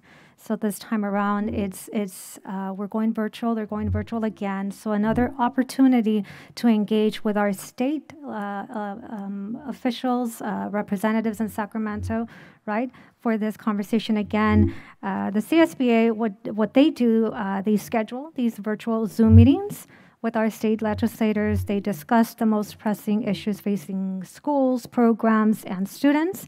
So what we do know is that they will provide a training for tips for this specific meeting early next month. And with that, we're thinking maybe you have the interest, right, of being part of this. I know I attended last year, and it was very unique. All of us, many districts, surrounding districts, we were on the call with our state legislators on a Zoom meeting, right? So definitely they're going to come forward with some key, they're going to go over suggested topics and talking points, which I know that's going to be key for effective meetings with our state legislators. So definitely they're going to go over best practices for meetings with legislators and their staff. As you know, we're being very mindful also that our legislators also have a busy agenda, but also having and building those relationships and those connections with their staff, with their members of staff is very important. And also, they also go over the logistics and what to expect during that virtual advocacy event. So, I mean, at this point, I would like to open the floor and see what your interest is in being part of this conversation and part of this event. Yeah, I signed up for it. Okay. Already Okay, perfect. submitted that. Perfect, great. Okay. So then I guess we'll share those details as far as that training, right, for early next month. Yes, so the options are, as a board members, you can click on the link. I think you were all sent an email. Feel free to sign up. We're also happy to sign you up if that's something that we can assist you with. Okay. If you want to let me know that you're participating, then we keep track of that. And then CSBA staff will coordinate a training, so they'll push out some information regarding that upcoming training. They'll talk about the legislative talking points that they want us to make as a collective. And then lastly, they'll schedule all of the appointments. And they're very mindful of, limiting the number of board members that participate in those meetings, but also giving us the opportunity to all have different experiences. All that to say that the schedule, we'll get it pretty much, I think, right before that week of March 15th. That's when we'll confirm the schedules, and you'll receive an information via email from CSBA regarding what meetings you're invited to participate in. Thank you, Dr. Garcia. Okay, we know that also before we conclude this item, so this virtual legislative week will be March 15th through the 17th. Perfect. Moving on to item number 4, our equity follow-up. So as you know, we met on the 31st last month to have a discussion on equity. So part of our homework assignment was to come up with some questions or any thoughts that we have, after our discussion. So based on that, is there anything that the board wishes to add? I would say that I have to confess that when we began our training with equity training, that I reacted immediately with the presenter. I did communicate with her later. I thought it was totally inappropriate for her to give us a negative comment by Thomas Jefferson, the author of the Declaration of Independence, the co-author. I did communicate with her and I said, is that all there was to this man? One negative comment, and then to give us Frederick Douglass? I don't think you can have those two people and say they contributed equally. So I began with a tainted vision of her equity. And then she said that it doesn't include equality. Well, for me, equality is significant in life. You have to have equal opportunity. I think don't we actually have under the Constitution equality before the law? So as far as equity, I began thinking about what we do in equity. We've been doing this for a long time. We have special resources for special ed, IEPs. We offer extra help to English language learners, Head Start, summer school. We have a whole list of things that I believe qualify for equity. We've been doing it for a long time. We don't have to apologize and say, well, we aren't doing equity. I think we've done it for a very long time. We've left nobody out. Every district I ever worked in, we always addressed the needs of those kids. We didn't consider their ethnicity, language, whatever. Everybody got treated that way. So I will conclude by saying that my introduction to equity was very poorly done by this lady, and she never bothered to respond back to me about my complaint that you don't begin by attacking Thomas Jefferson, one negative comment, and then nothing positive after that. Anyway, I will rest with that. But as far as equity, yes, we've been doing it for a very long time, and we have to. We have to give everybody opportunities. And I still say you can't say equity is apart from equality of opportunity. You have to make things equal to people. Look at the sports program and sports in itself, equality. People compete on an equal basis. They're not giving any special consideration for one person or another. Anyway, I will rest with that. Thank you. Thank you, Mr. Seegers, for your comments, for your thoughts. Mrs. Rivas? Yeah, I really appreciated the conversation that we had at our study session. And I did do a lot more reflecting, and I don't want to read any comments right now. It would probably not be really fruitful to what our business tonight, but I'm really open to different ways of moving forward as a equity committee and as a board. But some thoughts that I have right now about ways that we can continue to move forward after that conversation would be for the committee to review the notes that we took from that meeting and to distill it a bit into, okay, these are the big picture ideas that we discussed. This is what success and equity means to us. Bring that back to the board and see if the board would like to refine that in any way further before we meet again with Nicole Anderson. So those would be my thoughts. I'm open to other ideas if people have other ideas of ways that we'd like to move forward, but that's something that I can see us doing, and it just seems like it could actually work into how Nicole Anderson is actually trying to assist us. Yes, thank you. Thank you, Mrs. Rivas. Anything else? I'd like to add, it was a great opportunity for us to really talk about the definition of equity for us, right? And what I really remember very vividly from our meeting was we really talked about we first need to really define what success looks like for the El Monte City School District, and that ties into our vision and our purpose, and then from there we can then align our different initiatives on supporting what that success looks like, right? So there was that work that we did, and with Ms. Anderson, she was working with us towards really clear defining and updating our equity statement, our equity policy. So that definitely goes hand in hand. And so I'm glad that we had that opportunity. So now we're able to then come back to the table saying, okay, these are all our ideas. We really want to focus on what does success look like, how that ties into equity. And then now when we work on our equity statement, we have a really clear picture of what direction we're going. Thank you, Ms. Mendez. And yes, definitely please know that all of your suggestions, your thoughts, your ideas are definitely helpful as, you're mentioning, we're working towards that equity policy and equity statement. So definitely to review those notes, I think will be very much helpful and come back, right, before we continuing our conversation with Mrs. Nicole Anderson. Perfect. So we have those notes down. And are we, Dr. Garcia, are we meeting as far as Mrs. Rivas and I, and of course you, prior to Mrs. Yes, Anderson? we can set up a time to meet. And I'm thinking, I think it's a great recommendation.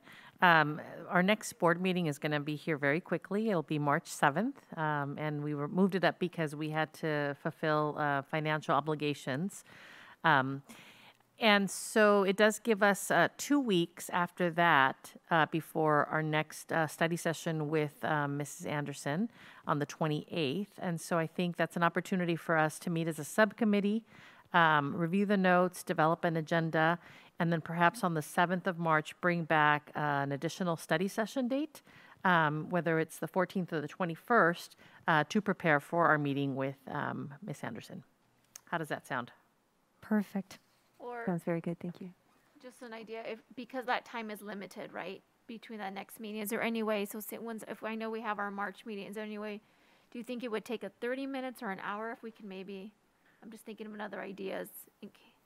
To host a study session before the board meeting? Mm-hmm. That's also another viable option. Just because I know that time is limited and we may not all be available within that short time frame for an additional meeting, so I don't know if we want to just maybe, because I know before we would have a quick hour study session before, or maybe we can do it after or just expand. So are you suggesting perhaps before the March 7th, like as part of the March 7th meeting? Hard before for me, that's what I'm thinking. For me, it's going to be a little hard to do those. I don't know if we could do it after. Just expand that, like say we have our board meeting and then just stay an extra 30 or 45 minutes for the study session piece. Is that something that the board wishes to do? Just as Stay an option, after? if we struggle to find a date, then maybe that can be an option. So can I we? see, because we would have to set that today, wouldn't we? Okay. Yeah, and there's probably, spring break for different people and stuff built in there, so it would work fine for me. I think that probably the next one wouldn't have to be quite as lengthy as the one that we just had. So Right. I would think 30 to 45 minutes at the end of the March 7th meeting would be fine. Before, after works for me. Mr. Segrist? Mr. Segrist, how about you? I'm fine. You're fine? Before, after the meeting? Mm-hmm. Okay. And Ms. Mendez, if I heard you correctly, your preference would be that we do it after the board meeting? So start the meeting at 5? Yeah, if we're able to do that. If not, like I said, I would just, we have, if not then we would, if we came back, it would be either about the 14th or the 21st to just have a meeting. And I know, like we said, it wouldn't be as lengthy as the last one. I think it's just more really defining and refining what our ideas were. Yeah, we will be back with all of those, the reviewing, already reviewed the notes and just narrow it down. Yeah, but that would just be my preference since we already have 2 scheduled board meetings in March. And so then that way we can just calendar it in and rather than having 3. That's a good idea. Okay. All right, so what we'll do is we will agendize the March 7th meeting with a special study session or an expanded discussion session at the end of the meeting. Perfect. Thank you. Thank you, everyone, for your feedback and your input. Greatly appreciated. Okay, continue on with our item number 5, Advocacy Subcommittee. And unfortunately, Mrs. Cobian is not here, but I know that Ms. Mendez had expressed interest on this, and of course, Mrs. Cobian to be part of the Advocacy Subcommittee as well. So if you want to go ahead and elaborate on this. Yeah, I know we both showed interest, me and Ms. Cobian, so maybe we can table it till the Okay. next meeting. Can we do that? And just wait till Absolutely. Mrs. Cobian And gets we're here? not taking any action. The discussion session is just an opportunity to give feedback on a topic Yes. and share some thoughts. Absolutely. Let's wait then for Mrs. Cobian to get a little bit of our input too. And just as an update, I did contact Yvette Kim from CSBA, and she will be in touch, or she has been in touch with Dr. Garcia, because that was a request from the proposed subcommittee. So Okay, wonderful, perfect. So that will be part of our, we'll table that and part of our next meeting's agenda. Okay, continuing with item number 6, future discussion items. Anyone would like to come forward with any discussion items for the future? None at this time for me. Mr. Segrist? Yes, I have. I'll defer to Liz. Okay, Oh, I was just saying none at this time for me, so. thank you, Ms. Mendez. Mr. Segrist? I think that we should agendize a policy for allowing people to be tutors and mentors in the classroom. I can't imagine any teacher in this district that would not welcome a retired teacher, totally qualified, having been vaccinated, tested for COVID. I think we really need to look at that because our children are missing that one-on-one from a small group of children. They learn so much from people who are experienced. And I know if parents or someone have to object to that and say, well, how come they're qualified people. They've taught in the classroom. They have that experience, and they have so much to offer. Number 2, I think we really should be looking at declining enrollment and finding ways to address that. I uncovered or encountered a district in Northern California. They're taking one of their schools that's been closed. They're working with a developer to build apartments on that facility and allowing low rent for people who are going to have children that come into the district. Another one is that I think we're behind other districts for redistricting in trustee areas. The high school district has concluded their mapping of their trustee areas. Rio Hondo redistricted already. Pasadena City College did. I think Garvey did also. We really need to do that. I want us to avoid a CVRA complaint. It'll cost us around $30,000. As soon as the attorney files it, they're going to come up and say, well, we owe the money. So we really should be looking into redistricting. I know it's a painful thing to do because I know it's a headache for the high school district. They had so many meetings, but they finally did it. And eventually it's done. The county commission on redistricting decides what the maps are, but we really should start looking into that just to avoid those problems. Because I'm being asked by people in Doherty, they divided into 7 council districts. I don't know why, but they did. Thank you. Thank you, Mr. Segrist.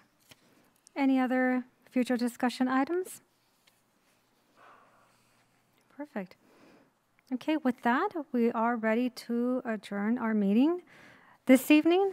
Thank you very much for those of you who are here today, and those of you who are watching, thank you very much. So have a wonderful rest of your week.